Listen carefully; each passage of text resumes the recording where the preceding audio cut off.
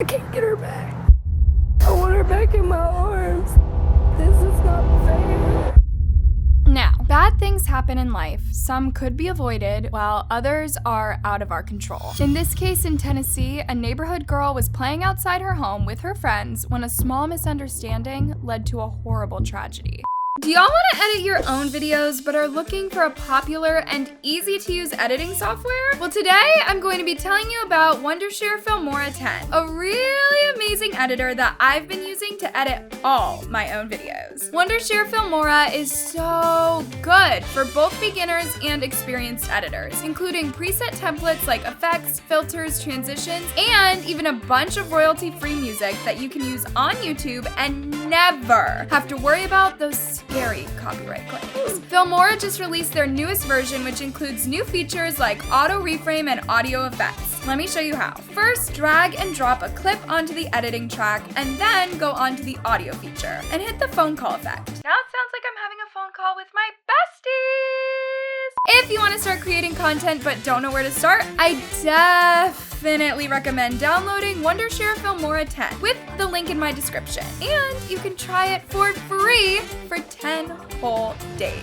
Let's dive in. MaKayla Rebekah Dyer was born on September 13th, 2007, to Tony and Latasha Dyer. She was the youngest of 3 and lived with her mom and siblings in a mobile home park in White Pine, Tennessee. White Pine is a small rural town with just over 2,000 residents. Everyone knows each other and the young ones play together frequently. MaKayla was described as a quiet and polite little girl who loved playing in the dirt and wearing plastic tiaras. She was in 3rd grade at White Pine Elementary School and performed well in class. Just like many girls her age, MaKayla's favorite movie was Frozen. She would watch it all the time and even knew all the words by heart. She especially loved Queen Elsa and always wanted to look and dress like her, with a blue sparkling dress and a tiara. Next to MaKayla's home lived a boy by the name of Benjamin Tiller. He had 5 siblings and attended the same school as MaKayla, though he was in 5th grade. On the Saturday evening of October 3rd, 2015, MaKayla, her sister, and another girl were playing out in the yard near Benjamin's house. Benjamin was watching them through his bedroom window as his parents watched a high school football game in the other room. MaKayla had celebrated her birthday just a couple of weeks before and had been given a puppy as a birthday present. So on this day, Benjamin asked MaKayla if he could see her puppy, but MaKayla refused. Benjamin then said that he'd be right back and disappeared inside the house. A few moments later, he came back holding a 12-gauge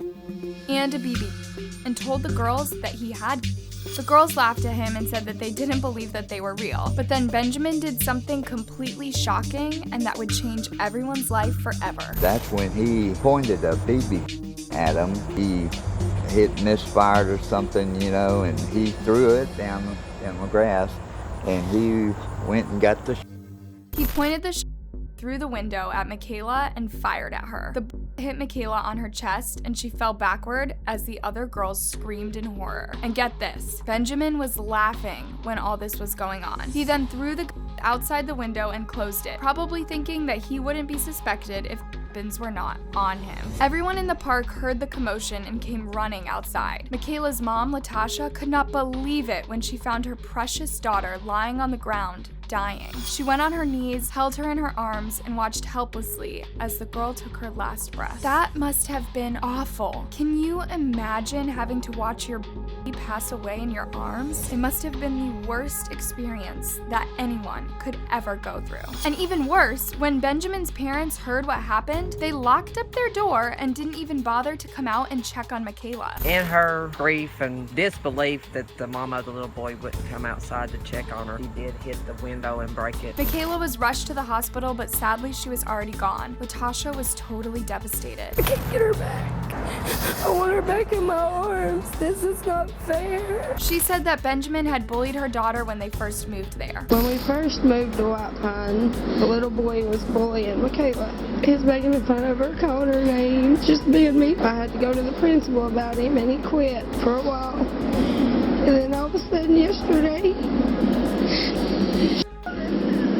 tragic incident shook the entire White Pine community. How can something so awful happen in their tight-knit community? It's hard for all of us to look over in the spot the little girl was laying in knowing, you know what I mean? 'Cause They remember MaKayla as a sweet little girl who never bothered anyone. she was a sweet little girl, didn't bother nobody, happy, one of them little girls, she was a little angel. A small memorial was set up outside MaKayla's home where friends and family brought flowers, balloons, and candles. Benjamin's family was also devastated by the incident and could not believe their 11-year-old son was capable of such cruelty. His great-grandparents tried defending him, saying that they didn't believe he pulled the trigger. They believed that another kid accidentally fired the while they were playing, and that the autopsy report would show that it was close range. However, when the autopsy report did come out, it proved that the bullet came from the position where Benjamin was standing and hit MaKayla at a downward angle. Benjamin was later arrested and charged with first-degree homicide. The Jefferson County Sheriff, Bud McCoy, said this was a very tough case for his department to handle and that the entire community was hurting. The 11-year-old boy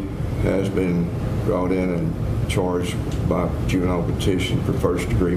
Due to his young age, Benjamin had a private trial at Jefferson County Juvenile Court, during which the judge found out that Benjamin had been trained on firearm safety and had gone hunting with both his dad and grandpa. This means that he knew what he was doing. And according to some court documents, he actually checked to make sure the was loaded, and then cocked the hammer before pulling the trigger on MaKayla. That's just insane. This boy knew that he might hurt MaKayla with his actions, and yet he went ahead and did it. And even worse, he didn't feel any remorse afterward. He laughed as the other girls screamed in terror. The judge found him guilty of the charges and ordered that he remains in juvie until his 19th birthday. While giving the order, he said that Benjamin was in desperate need of help and that the state will use every available resource to determine why someone so young would do such an awful thing. Meanwhile, MaKayla was laid to rest in her favorite Queen Elsa outfit, which she had planned to wear for Halloween. Hundreds of people came to say their farewell as her grief-stricken mom remembered her as a mommy's girl who would do anything to make her smile. She was a mommy's girl.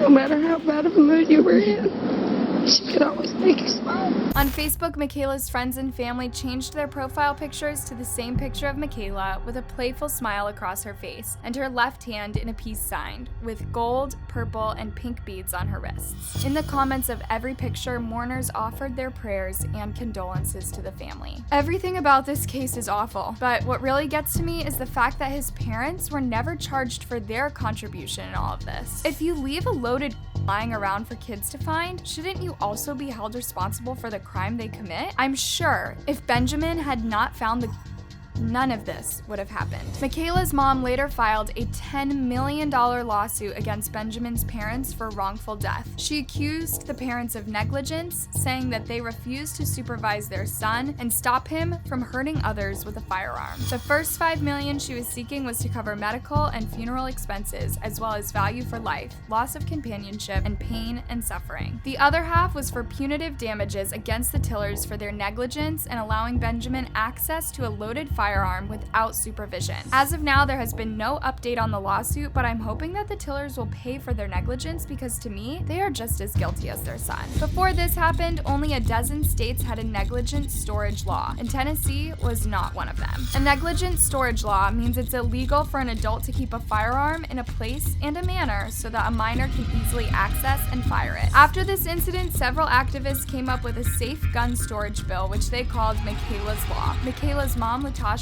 appeared before a Senate committee to support the bill, saying that it would prevent such a tragedy from ever happening again. Our family is devastated by this avoidable tragedy. If the weapon had been simply locked away and unloaded, MaKayla would still be here. Now, you would think that such a bill would be passed unopposed, right? Everyone who wants their family to be safe would agree with it, right? But that's not exactly what happened. A group calling itself the National Rifle Association was totally against it. They argued that gun owners knew it was their duty to keep their weapons safe, so it shouldn't be charged if anything happened. This to me does not make sense, considering that there have been a lot of incidents incidents like that of MaKayla happening around the country. In May 2021, a girl passed away when her younger brother accidentally pulled the trigger on her. This was in Alabama, and the firearm belonged to the girl's stepdad. That's totally messed up. Can you imagine the boy growing up and learning that he was responsible for his sister's death? Who would you blame in such a scenario? The boy or the adult who left a dangerous weapon lying around? Most prosecutors try to stay away from such cases because they don't want to seem heartless by prosecuting grieving parents, but if it goes on like this, we'll be seeing a lot of these cases going around. All of these can be easily avoided by either keeping your weapons locked up and away from minors or not having them in the house in the first place. That's the end of our video today. What do you think about this case? Should parents be held responsible for minors using their firearms? Let me know your thoughts down in the comment section.